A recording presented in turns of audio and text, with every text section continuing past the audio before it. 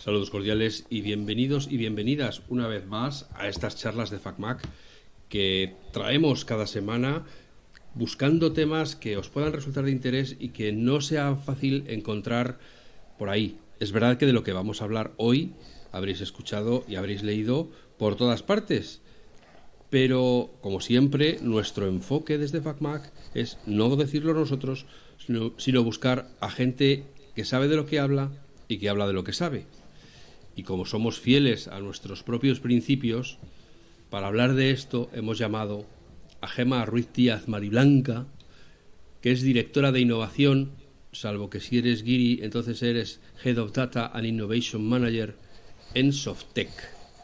Con ella vamos a hacer hoy esta charla especial sobre ChatGPT y cuáles son las implicaciones que pueden tener en nuestra sociedad, en las industrias, en las profesiones, en fin, en todo este nuevo orden mundial que se nos ha venido mientras algunos estábamos distraídos discutiendo sobre si el color del nuevo iPhone amarillo es huevo o es paja, que son los temas que nos preocupan en el primer mundo. Así que vamos a saludarla y empezamos a hablar con ella porque aquí hay mucha tela que cortar. Ya os aviso, no es un robot, es una persona de carne y hueso. Hola Gemma, ¿qué tal estás? Buenos días, buenas tardes, buenas noches. Bienvenida a las charlas de FacMac. Buenos días, buenas tardes, buenas noches. Encantada de estar por aquí. Un placer que contéis con nosotros para este tipo de charlas y bueno, pues encantada de compartir conocimiento y de compartir un poquito de de experiencias y demás en torno a estos temas tan de moda. Vamos a ver, yo te tengo que preguntar primero por una cuestión de orden. Explícame lo que es un Head of Innovation, un Head of Data, en fin, ¿qué es? ¿Qué haces en tu día? ¿En qué ocupas tus horas? Bueno, pues ocupamos bastante nuestras horas y tenemos mucho trabajo dentro de la compañía. Es verdad que mi responsabilidad tiene como dos caminos distintos. Por una parte, pues estoy muy pegada a todo el mundo de la innovación, en esa parte de un poco de la gestión de la innovación y demás. Intentamos acercar todo lo que es la innovación, todas las tecnologías disruptivas, no solamente inteligencia artificial como estamos hablando hoy, sino blockchain, IoT, pues todas esas tecnologías que van aflorando y demás a nuestros clientes. Sí que es verdad que intentamos quitar todo lo que a nuestros clientes no les interese, es decir, intentamos acercar los beneficios de cada una de estas tecnologías para que ellos los tengan más cerca, sin necesidad de tener un área específica que se ocupe de ello dentro de cada uno de nuestros clientes. No reinventamos la rueda, intentamos siempre ir en ese camino de poder adaptar esas tecnologías a lo que ellos ya tienen, a su ecosistema y demás, para que gocen de esas ventajas. Eso por la parte de innovación y además, pues intentamos estar también muy cercanos a donde está la innovación realmente, en las universidades, en los grupos de investigación, en todas las oficinas públicas de innovación, en todos estos programas que además vienen muchas veces desde que son estatales o que vienen de diferentes fondos y demás y nos acercamos a ellos, así como a las startups, intentamos también estar cerca de las startups, incubar también sus ideas, ayudarles muchas veces con los recursos y dentro de toda esa parte de innovación que es para mí es una de las partes más bonitas de mi trabajo, estamos muy cercanos a ese tejido innovador e incluso en proyectos ya internacionales de investigación y demás y todo lo que nos permite un poco nuestro día a día.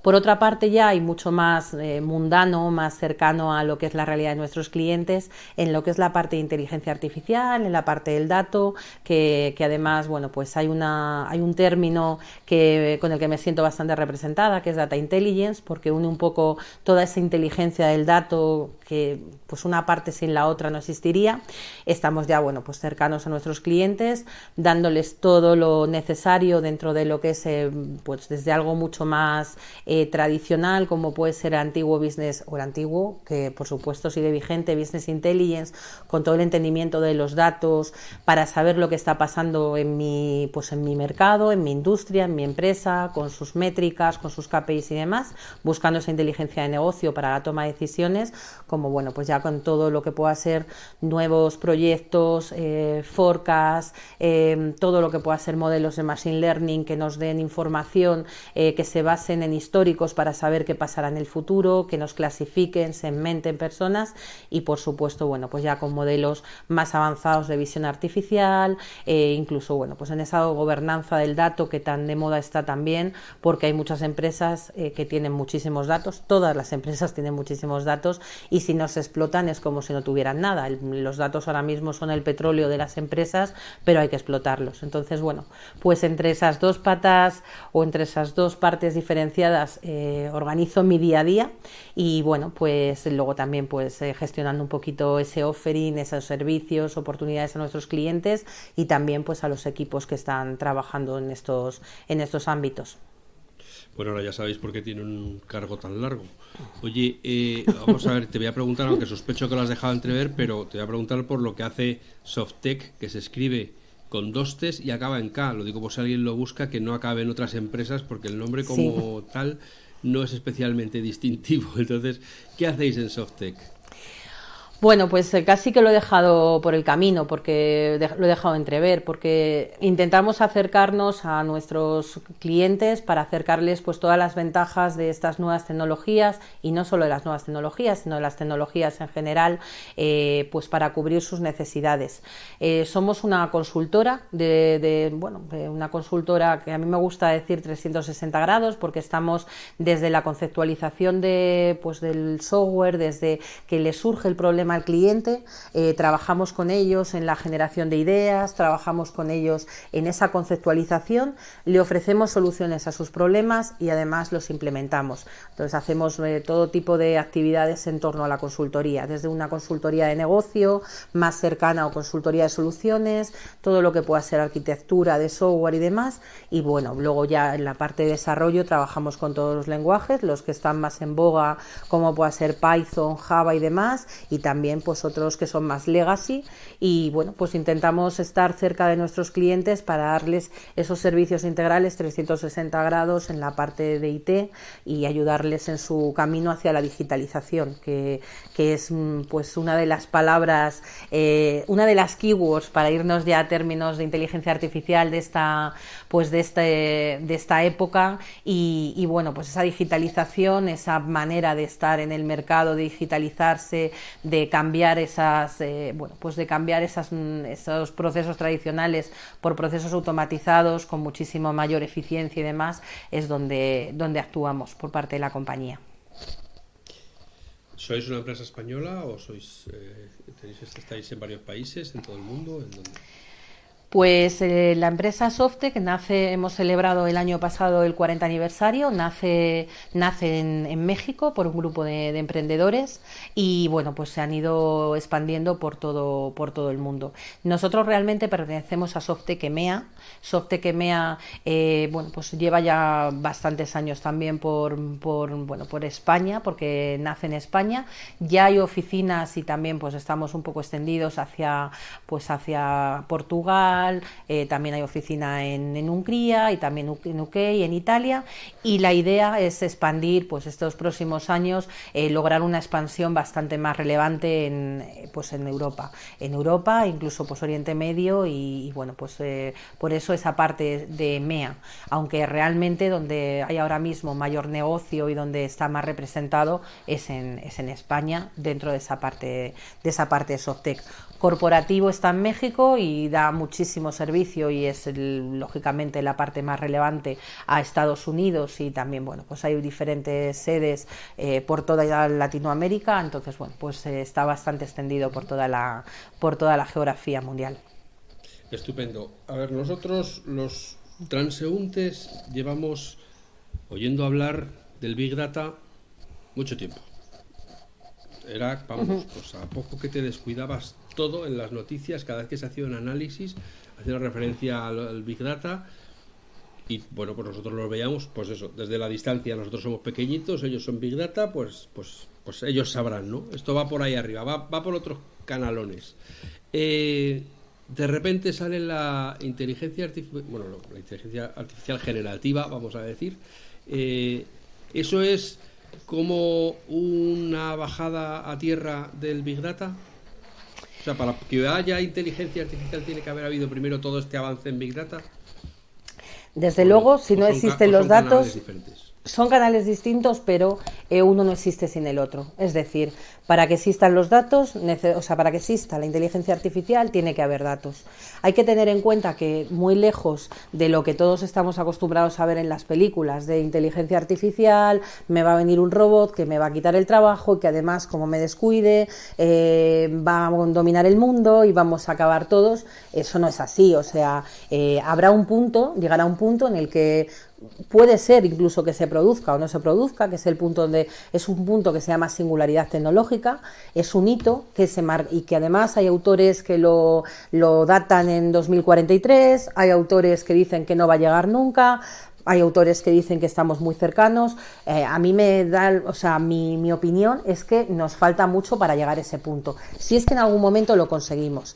Ese momento de inteligencia artificial total, en esa singularidad, será cuando, bueno, pues cuando ya el robot o el autómata o bueno, pues esa inteligencia artificial decida por sí mismo y pueda hacer cosas por sí mismo. Hasta el momento actual, la única inteligencia, o sea, lo que hace la inteligencia artificial siempre se basa en algo que el ser humano ha hecho previamente. Es decir, para que exista inteligencia artificial, efectivamente, si no existieran los datos, no existiría. La ciencia de datos, o lo que en inglés se conoce como data science, es la base, el pilar sobre el que se asienta la inteligencia artificial, porque siempre al final vamos a depender de modelos, vamos a depender de datos previos, vamos a depender de qué han pasado en el pasado, para a partir de ahí modelar, construir y saber o predecir lo que va a pasar en el futuro. Por lo cual, bueno, pues efectivamente sin datos no existiría inteligencia artificial. ¿Sin inteligencia artificial existirían los datos? Sí, los datos están ahí, lógicamente, pero es verdad que uno de los usos más importantes que se le está dando, pues es el entendimiento del negocio, pues toda esa ciencia de datos que se está utilizando. El Big Data, por supuesto, que ha acelerado muchísimo la inteligencia artificial. Inteligencia artificial nace o se data en la época de los 50, en la década de los 50, con Alan Turing, que nos sonará a todos porque es un matemático súper relevante.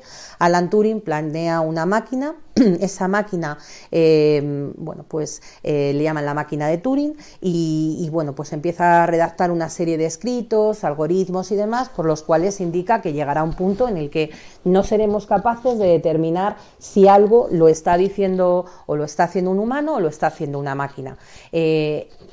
Esto que sale, bueno, pues que está en los años 50, tiene en un primer momento un éxito muy rotundo, pero después hay un periodo que le llaman como el periodo oscuro o el periodo más lento más de la inteligencia artificial, porque realmente es un periodo en el que la inteligencia artificial casi no tiene no tiene casi avances. ¿Por qué? Pues porque faltaba mucho para llegar al momento en el que estamos ahora mismo. Los procesadores eran muy lentos, todo lo que era el material de cómputo, o sea, todo lo que era los ordenadores y demás, los procesadores, como digo, eran lentísimos y además era costosísimo. O sea, tendría que llegar un momento de la democratización de todo, de precios y de costes en este ámbito informático, con una capacidad de procesamiento muchísimo mayor, para que otra vez empezase a agilizarse el proceso. Y de hecho, en los últimos años, y bueno, pues GPT y otros como DALL-E y otras inteligencias artificiales que están ahora mismo muy en boga, son el reflejo de ello. O sea, a mayor capacidad de procesamiento, a mayor velocidad de procesamiento, ha ido todo muchísimo más deprisa, y en los últimos años hemos avanzado infinitamente más que se podría haber avanzado desde los años 50, donde nace todo esto, hasta los 90.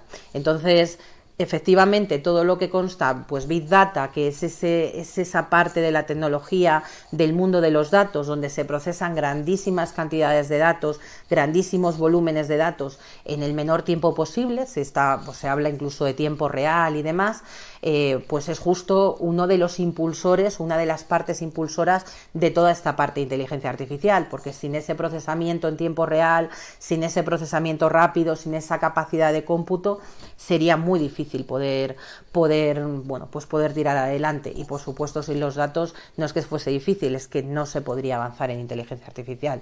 Los datos es esa base que lo construye.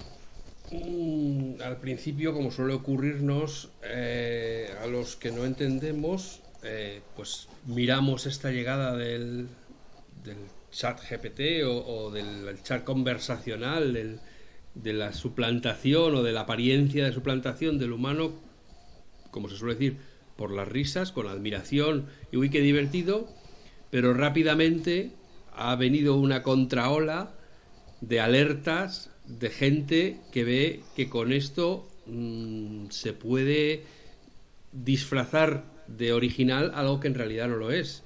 Estamos hablando aquí de músicos, de cantantes, de locutores de radio, de narradores de libros, de dobladores, en fin, todo hay. Es que realmente es como que estamos a punto de iniciar una nueva era, ¿no? Si la inteligencia artificial cumple la promesa que ahora mismo nos dicen que va a cumplir, pues hay muchas profesiones que no van a ser como las hemos conocido. Claro, siempre cuando hablamos de estos temas que tienen cierta controversia y además se habla bastante de los mitos de la IA, yo siempre intento suavizar la situación indicando que no va a ser tanto que desaparezcan profesiones, que también, y habrá las que desaparezcan y está clarísimo, sino que se van a especializar otras. Al final, si no tenemos por lo menos a día de hoy y en un futuro cercano, si no tenemos la mano humana, si no hay alguien que detrás de todo esto pues actúe o valide o incluso vaya a tareas de mayor valor, pues nos quedaremos con lo básico y nos quedaremos con el ruido de fondo. Entonces es muy importante. Por supuesto, habrá tareas que desaparezcan. O sea, has comentado algunas bastante interesantes, pero fíjate que todas aquellas que son creativas, a mí siempre y podemos decir que es bastante extendido, me cuesta pensar que se puedan sustituir. O sea, sí que van a podernos, siempre al final hay que ver esto como nos va a facilitar. O sea, nos va a ayudar a que todo sea mejor, nos va a ayudar, siempre que lo empleemos, por supuesto, que si no entramos en otro tema, que es la ética, siempre que lo hagamos con ética, que llegaremos, seguro, porque además es súper interesante, pero siempre que lo hagamos, evidentemente, con unos principios y unos valores. El chat, ahora mismo estamos en la versión 3.5 y se espera la versión 4. Creemos que que OpenAI, que es la gente que desarrolla, la empresa que desarrolla este chat, le va a llamar 4 a la siguiente versión, pero bueno, está todavía ahí un poco en el aire. Pero a día de hoy está muy basado en toda la parte de procesamiento de lenguaje natural. Habremos oído por ahí seguro NLP, Natural Language Processing. Bueno, pues está muy basado en procesamiento de lenguaje natural, y el quid de la cuestión está en que hay veces que las conversaciones son tan parecidas a las conversaciones humanas que es cierto que asusta, porque bueno, pues cada vez se va pareciendo más al lenguaje humano, cada vez va siendo más cercano y demás. Cada vez vamos con interacciones más precisas, interacciones más coherentes, y bueno, pues incluso se puede adaptar el texto a diferentes estilos cuando estamos hablando de redacción, y entonces bueno, pues se va componiendo una ecuación muy, muy interesante. Pero a mí sobre todo me gusta la idea de que nos va a ayudar a hacer cosas muchísimo más chulas, que nos va a ayudar, que va a estar muy orientado a cosas realmente interesantes. Por ahí hay debates ya incluso que están debates, pues a mí siempre todos estos debates me provocan mucho interés y suelo estar metida en este tipo de historias. ¿Se puede usar, por ejemplo, para entregar un trabajo en la universidad, en el colegio? Yo le hago una similitud a algo que sí que está muy lejos de todo esto, pero para mí tiene cierto símil, que es el uso de la calculadora. Cuando nosotros estábamos, yo que soy de la época de los 80, cuando íbamos al colegio y demás, que nos decían, no utilicéis la calculadora porque entonces no vais a saber nunca calcular.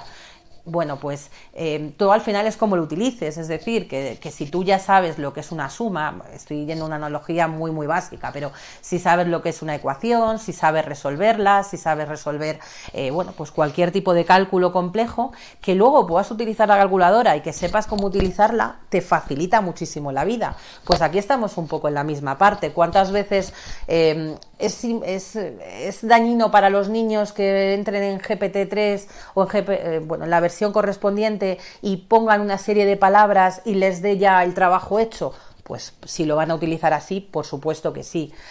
Pero es muy interesante que les dé la capacidad de darles información, dotarles de información, recopilar información y que a partir de ese momento ellos lo trabajen. Y entonces esa facilidad de no tener que buscar en enciclopedias, en internet, por aquí, por allá, en tropecientos... Bueno, nosotros en nuestra época colegio no había internet, lógicamente.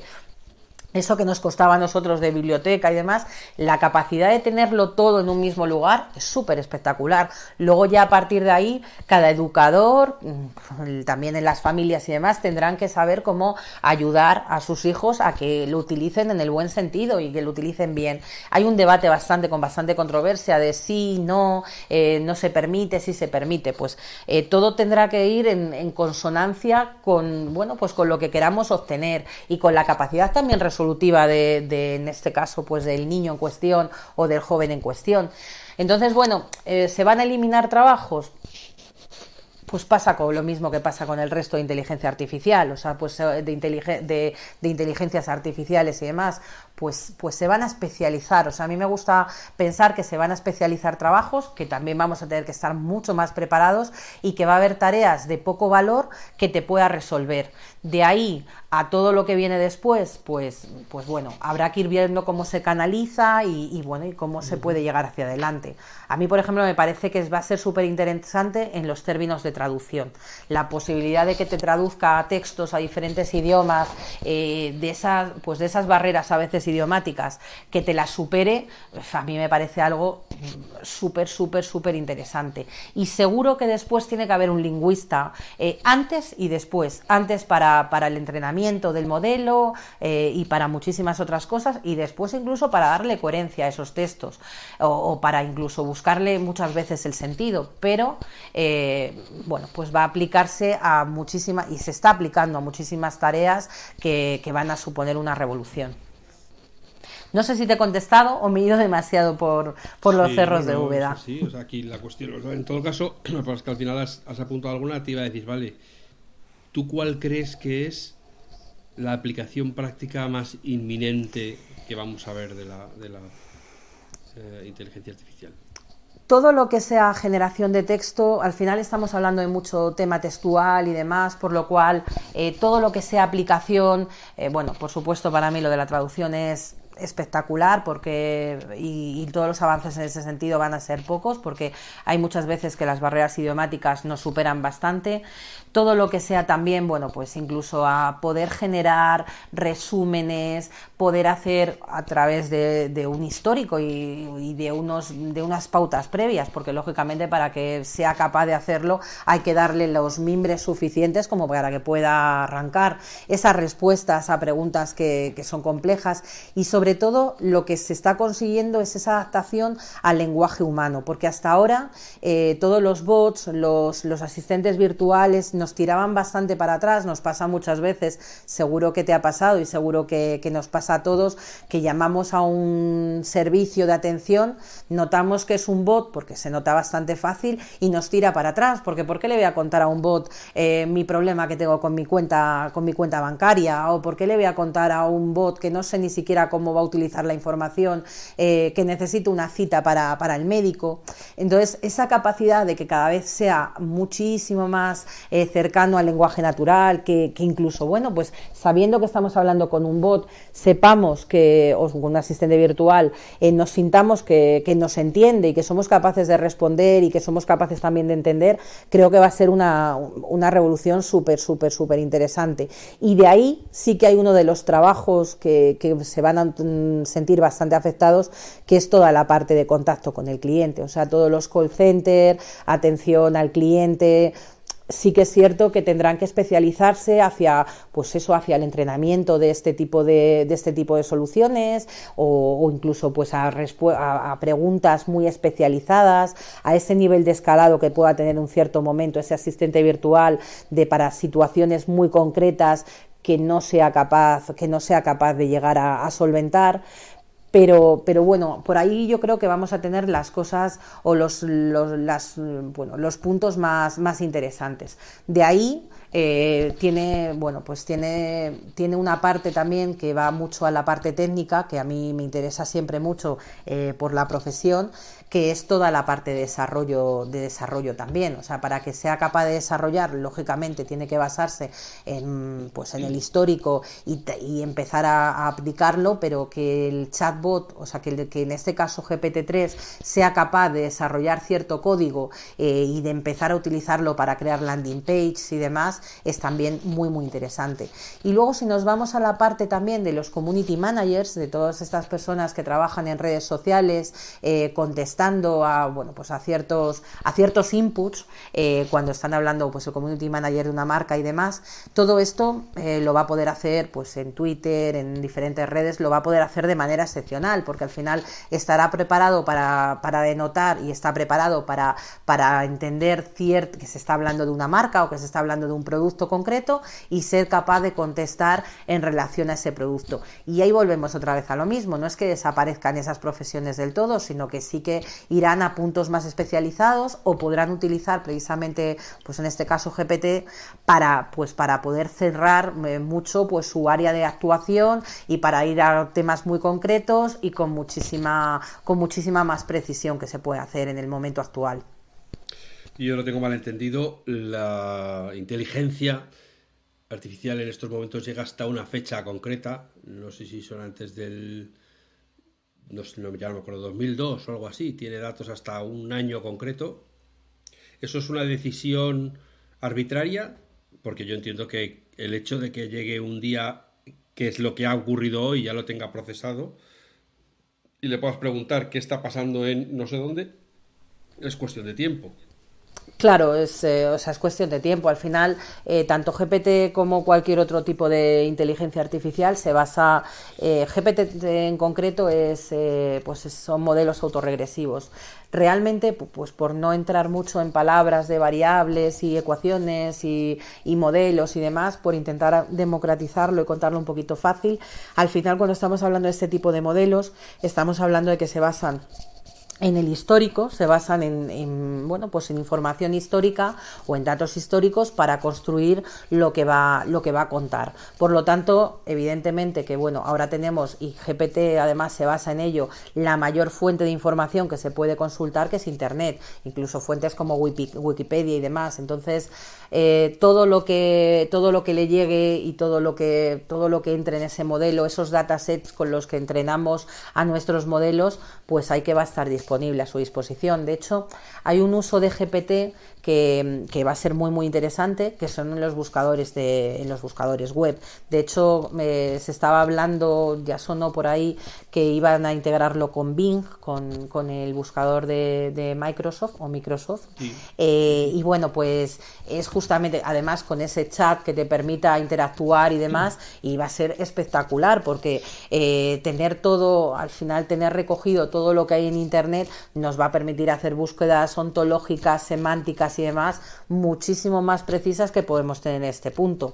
De momento tampoco está muy claro en qué punto se va a integrar o no, pero sí que es cierto que lo va a dotar de algo, de algo muy interesante y pues por supuesto que va a poder adaptarse y que van a salir cosas muy chulas de ahí. ¿Ves algún límite al alcance de la inteligencia artificial? Pues el límite al final lo pondremos nosotros, o sea, o lo deberíamos poner nosotros. A día de hoy, si nos ceñimos a GPT, estamos hablando pues de toda la parte lingüística y demás. Aquí, bueno, pues esos modelos, como comentaba, ese modelo autorregresivo se basa en toda la información que tiene. A partir de ese punto no hay límite en lo que pueda contestar y demás. Sí que es cierto que si algún problema o si algo tiene en el punto actual, que seguro que bueno, pues que tenemos que ir mejorando, o que se tiene que ir mejorando, es esa capacidad de darle coherencia a las situaciones, porque cuando nos metemos en terrenos que bueno, pues que ya dependen o tienen que tener cierto nivel de decisión, o tienen que ir ya por algún derrotero en el que se apliquen más sentimientos y demás, en ese punto pues es donde se empieza a ver pues que el chat sabe lo que te está contestando, porque bueno, pues ya nos vamos a temas como un poco más cruciales, como la muerte y demás. Te sabe lo que te está contestando, pero mismamente él te dice, si vas y cacharreas un poco, porque además se puede probar y se puede utilizar y demás, sobre temas de cómo te sientes ante la muerte de un amigo o la pérdida de un amigo, te dice que es que es una inteligencia artificial y que no está dotada de esos sentimientos, que sabe que es un evento triste. No recuerdo realmente qué contesta, pero va un poco en esa línea, o sea, y ahí es donde evidentemente que no tiene ese conocimiento.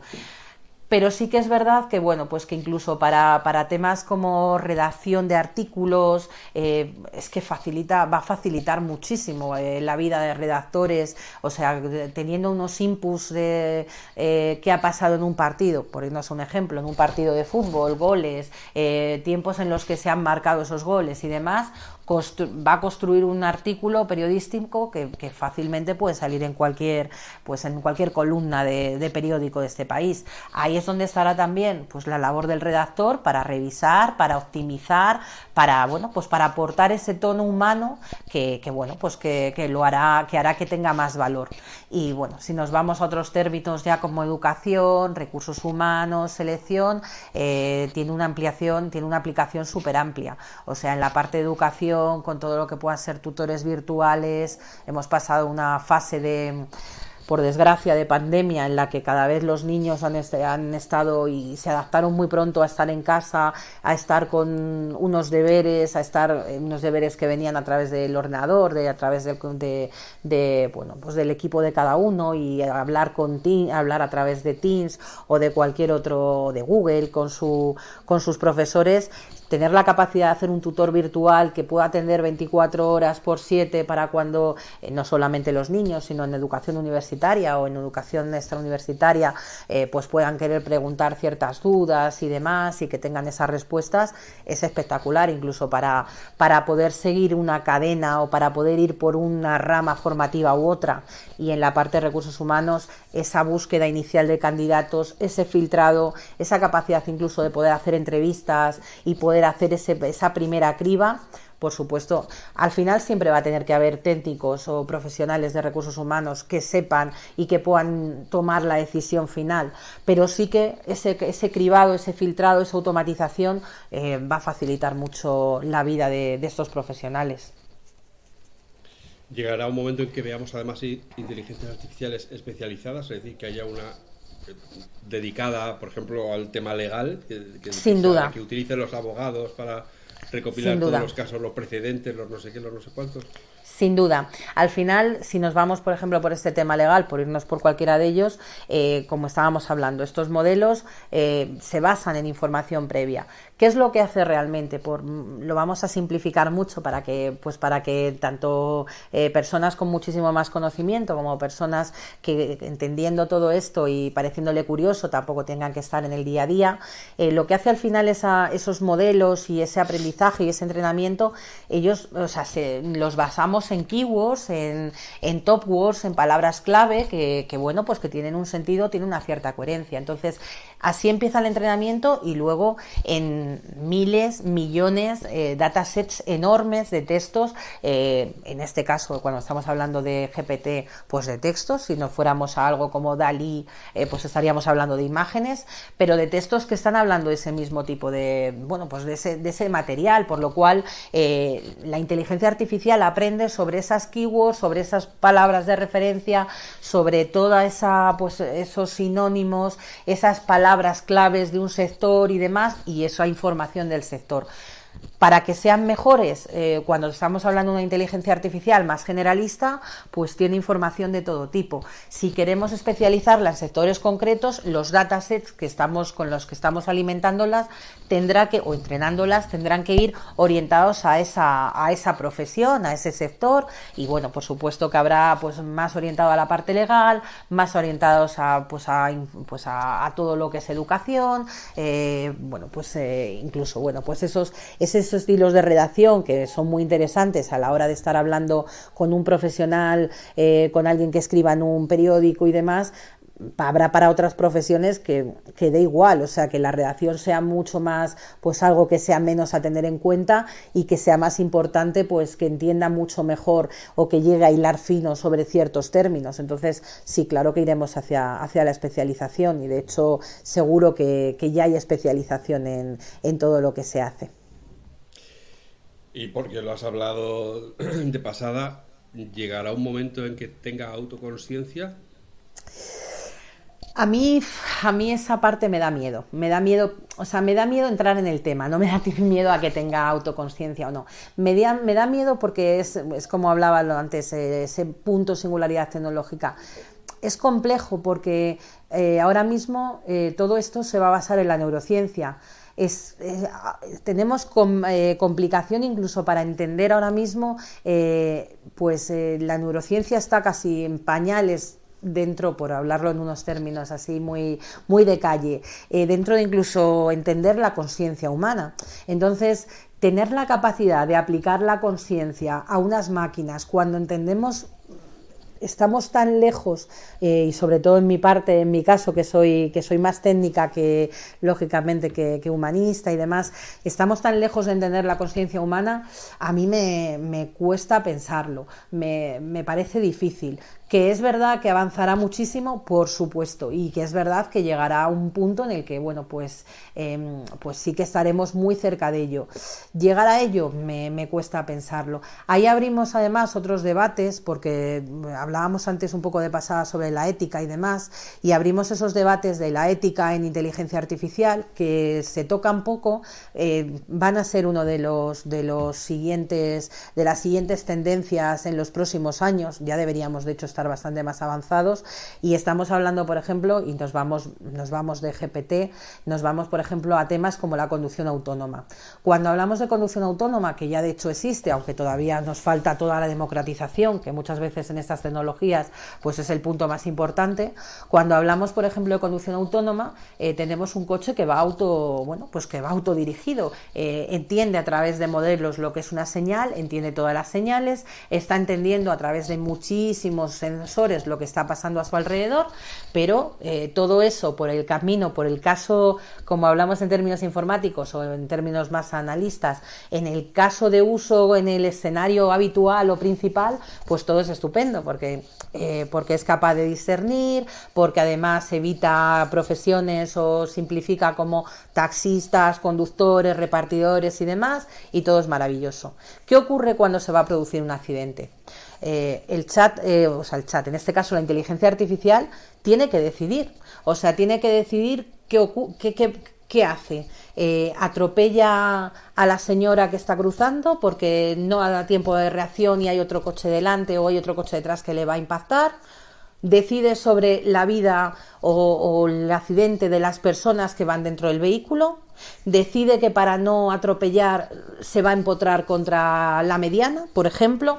O sea, me estoy yendo a casos muy límites, pero sí que es cierto. No, es así, muy o sea, diría yo. efectivamente. Entonces, ¿qué va a ocurrir ahí? ¿Quién es el que le va a decir cómo vamos a regular esa parte? Porque la inteligencia artificial, que además hay unos principios de la IA y demás, y bueno, ahí nos tenemos que ir casi a las leyes de Asimov y demás, pero la inteligencia artificial está preparada para no hacer daño al ser humano. Pero ahí no es que no le haga daño, va a haber un daño, seguro, y tiene que decidir. ¿Qué decide? ¿Hacer el menor daño posible a los ocupantes del vehículo? ¿Hacer el menor daño posible al menor número de personas? ¿Cómo decide? ¿Con qué parámetros decide? Tenemos que entrenar a la IA para que sea capaz de hacer eso, y por supuesto se tiene que regular. O sea, hay muchos melones y bueno, estamos hablando de algo muy extremo, pero si nos ponemos a hablar de algo que existe en el mundo, vamos, y que estamos investigando en muchas empresas, de hecho la nuestra lo estamos haciendo sobre ello, los sesgos algorítmicos son algo que están en nuestro día a día, que están latentes, que están vigentes, y que como estamos haciendo modelado, estamos haciendo entrenamiento con datos históricos, esos datos históricos nos están sesgando. O sea, si nosotros hacemos un modelo para contratación de personal y ese modelo está basado en el histórico, seguro que hay un sesgo de machismo en el modelo, segurísimo. O sea, si nos vamos a profesiones como la nuestra, informáticos, temas técnicos y demás, ya per se sabemos que lo hay, porque el histórico está basado en muchísimos más hombres trabajando que mujeres. Esos son los datos que están. Ahí hay que combatir sobre dos partes. Por una parte, eliminar lo posible ese sesgo en esos datos históricos para que eliminar, transformar, para que a la hora de luego hacer el entrenamiento no se tenga en cuenta.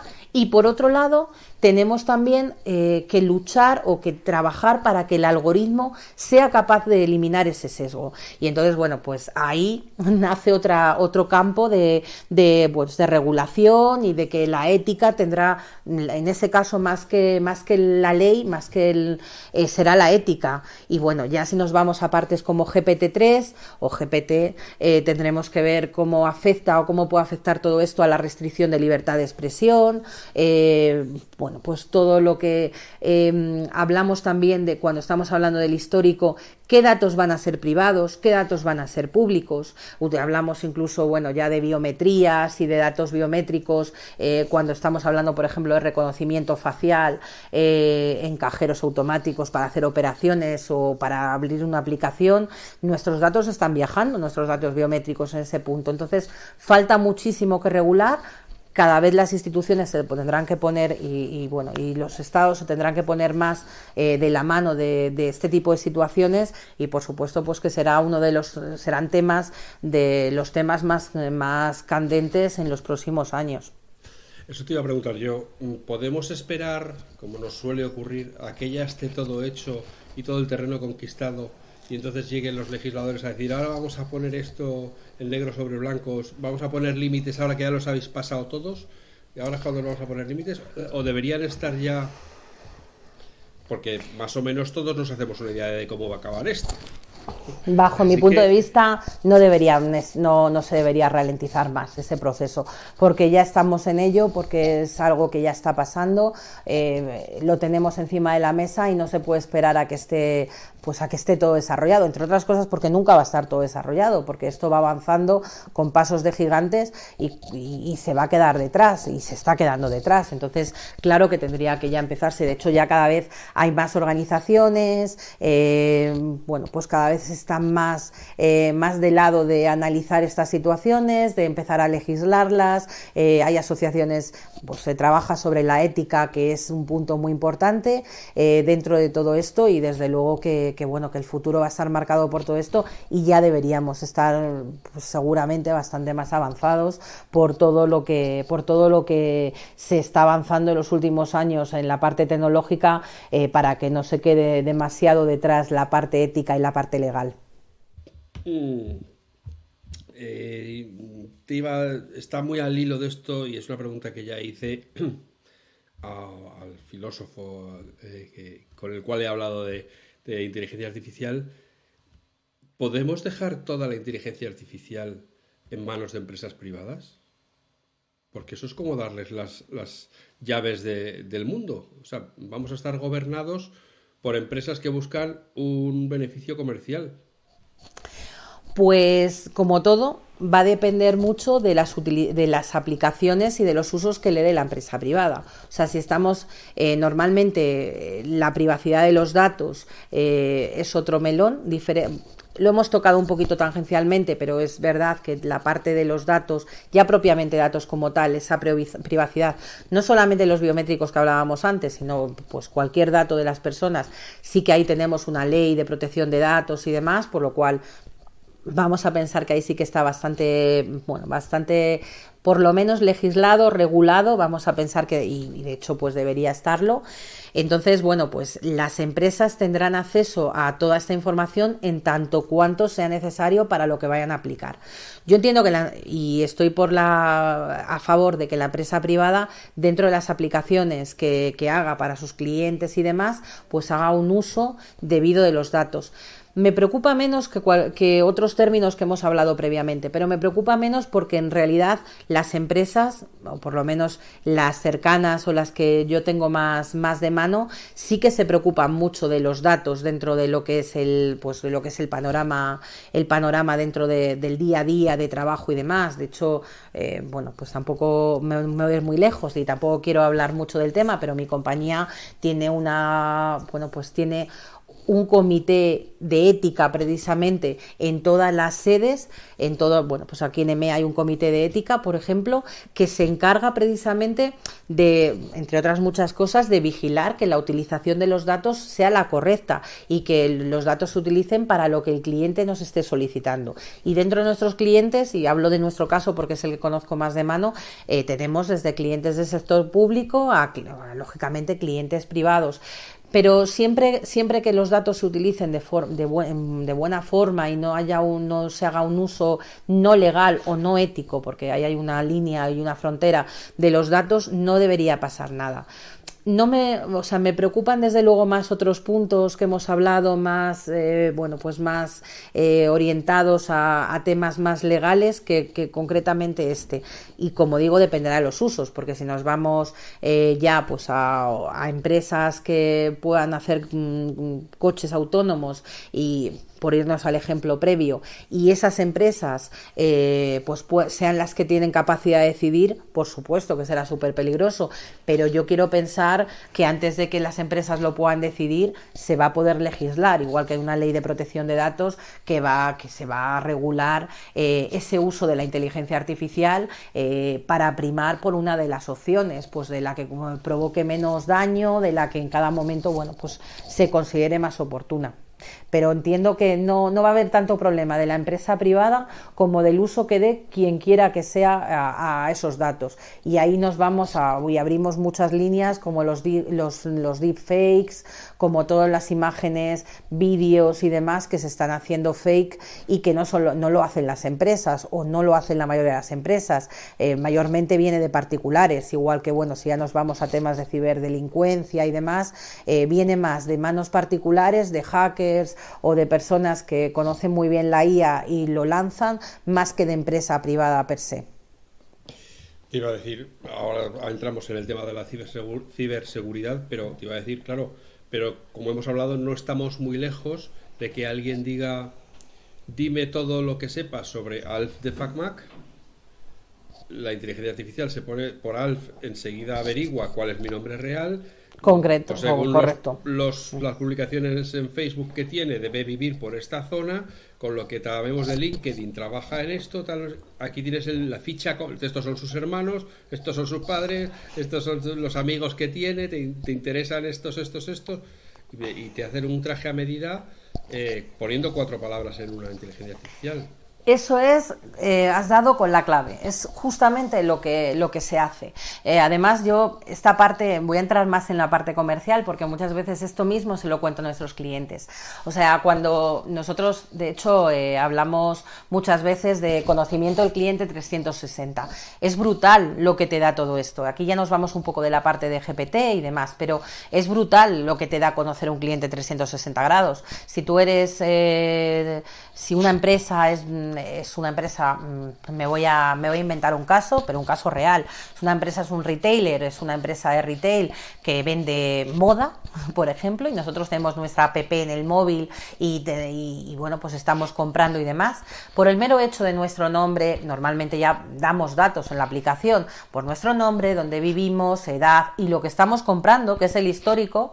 Ya estamos en un segmento y ese segmento tiene unas tendencias, tiene unas ganas de comprar ciertos productos, tiene unas necesidades. Bueno, pues ya estamos definidos. Eso es lo que es la segmentación, cómo se segmenta a los posibles clientes.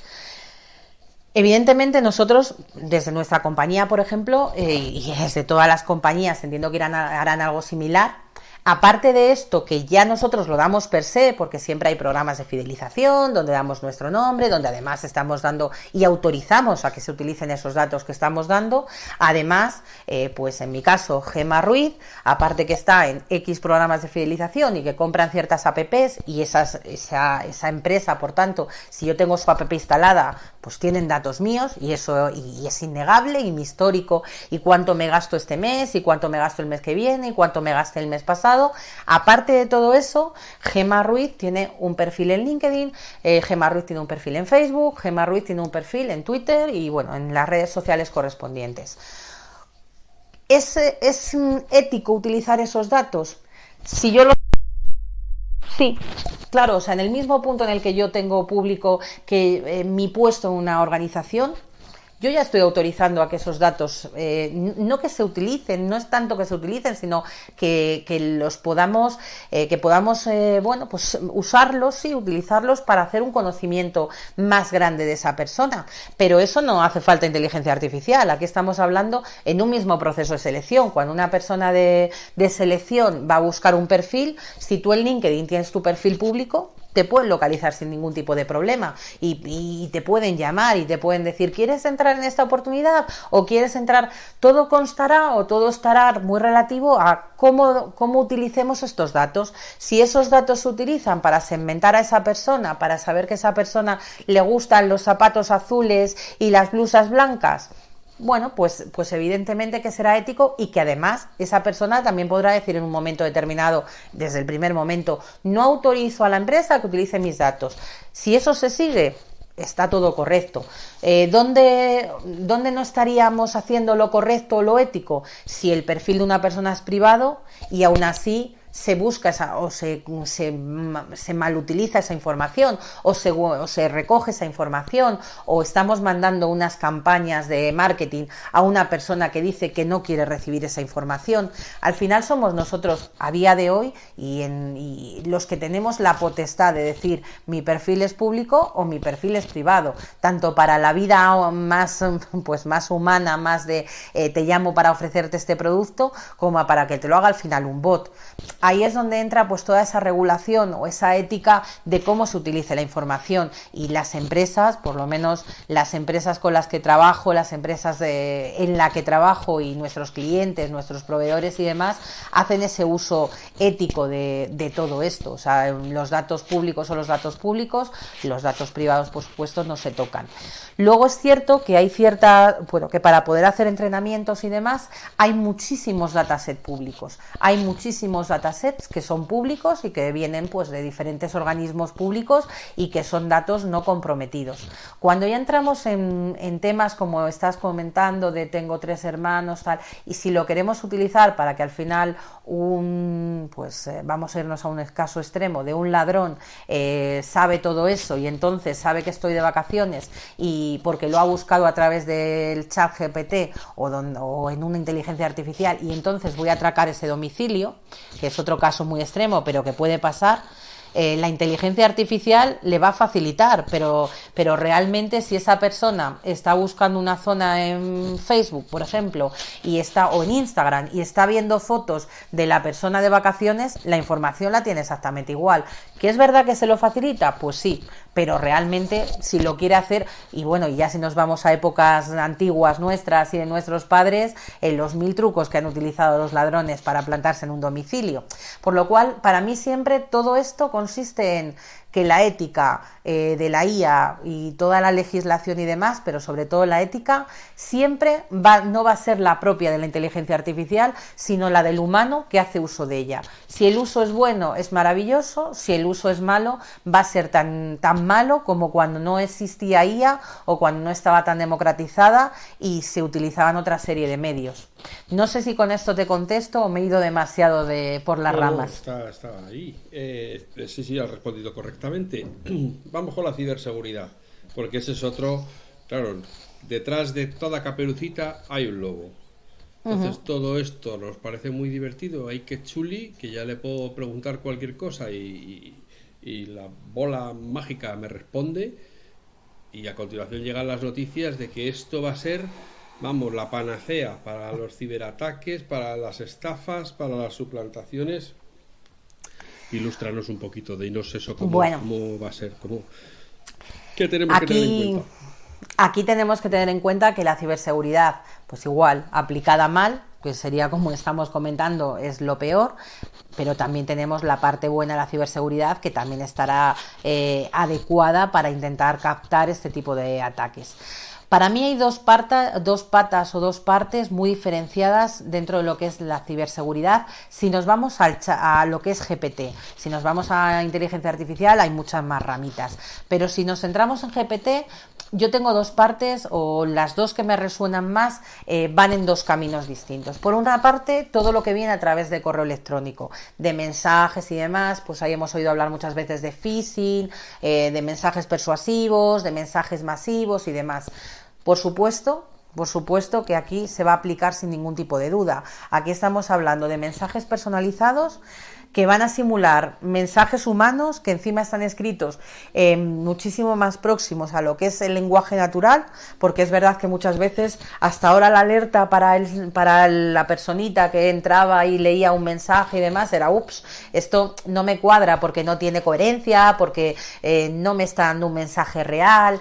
Pero cuando vemos que viene de una persona, o sea, que está escrito en términos naturales, pues ya es como que nos da más confianza y demás. Entonces, claro que cuando más se acerque al lenguaje humano, esas comunicaciones a empresas, a organizaciones, a personas físicas, jurídicas, por supuesto que tiene muchísimo más riesgo, y es una parte en la que por supuesto que habrá que trabajar bastante. Luego hay otra gran aplicación que hemos tocado de refilón cuando yo te comentaba uno de los usos para mí súper interesantes, que es toda la parte de desarrollo, o sea, todo lo que pueda ser con ciertos parámetros, créame una home o créame una landing page o créame una función que haga esto, y que se basa en todo lo creado previamente para poderlo hacer. ¿Qué ocurre aquí? Pues que hay una serie de software, que es el malware, que es ese software dañino, ese software que al final ya no solamente pues que se utiliza para hacer ciberataques, no es tanto solamente virus, sino que también, todos estos típicos de ciberataques, efectivamente. Ese malware sí que es cierto que, y la verdad es que me cuesta, pero bueno, de todo hay, pero me cuesta pensar que una empresa utilice sus recursos para hacerlo. Pero sí que es cierto que la persona, el hacker particular que avance, que sepa un montón, ese gran experto, lo puede hacer.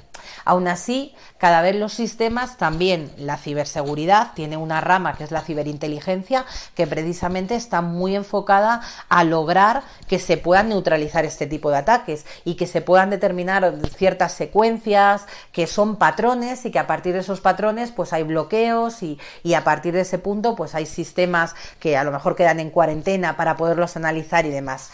A día de hoy yo entiendo que todavía la automatización completa de código malware yo todavía la veo que tiene cierta distancia. Es verdad que cada vez, bueno, pues que cada vez nos acercaremos más y demás, pero también por la parte buena de la ciberinteligencia y demás, también estaremos más preparados para poder,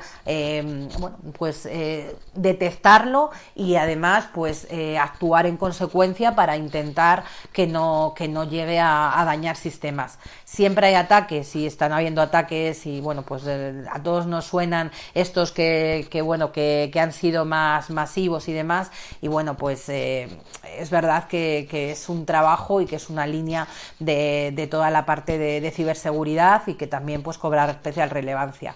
Luego ya si nos vamos a otros términos, si ya nos salimos de GPT, pues bueno, aparte de estos dos mismos que hemos hablado, se nos abren muchísimas líneas, como puede ser, que ya hemos comentado antes un poquito de refilón, toda la parte de simulación de personas, de deepfake, de noticias para hacer daño a organizaciones, noticias que sean falsas, todo lo que es fake news.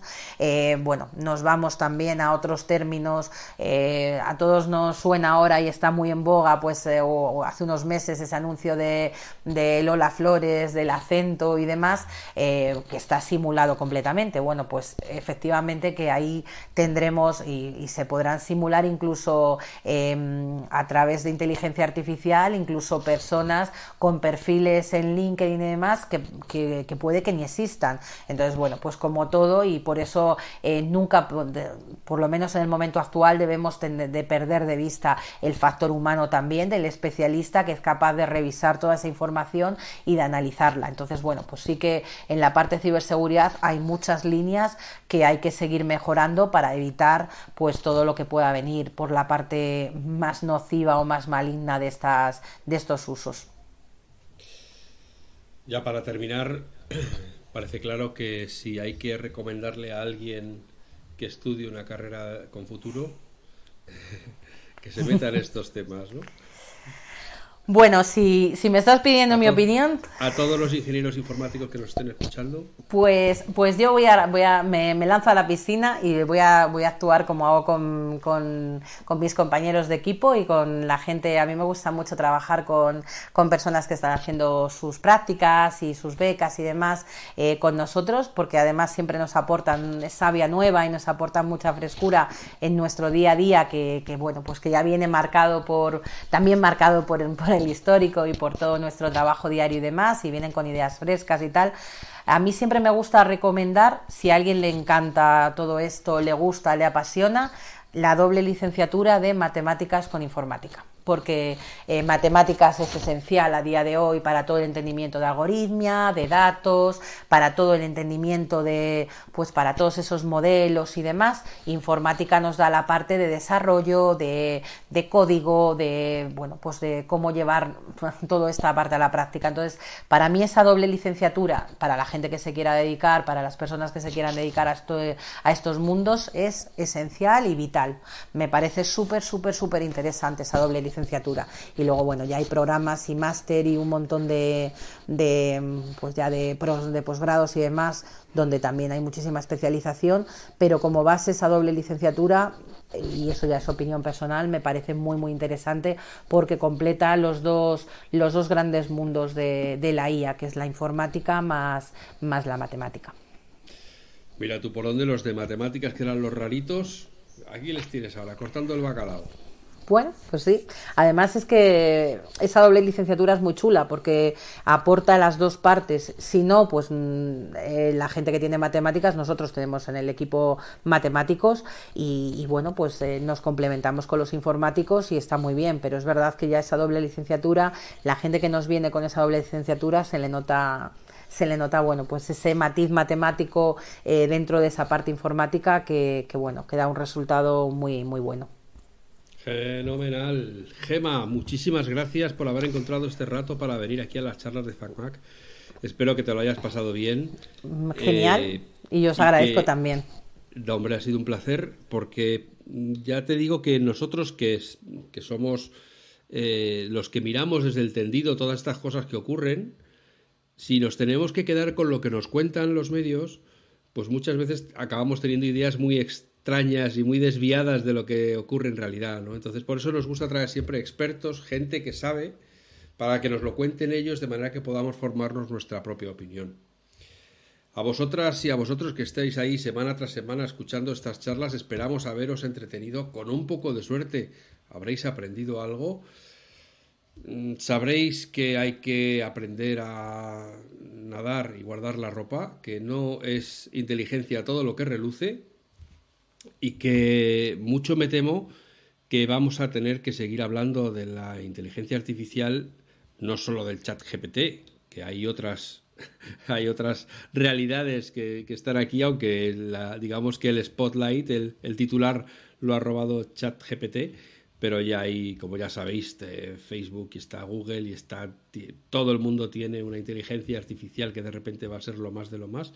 Pero bueno, de momento nos conformamos con entender de qué estamos hablando cuando hablamos de inteligencia artificial.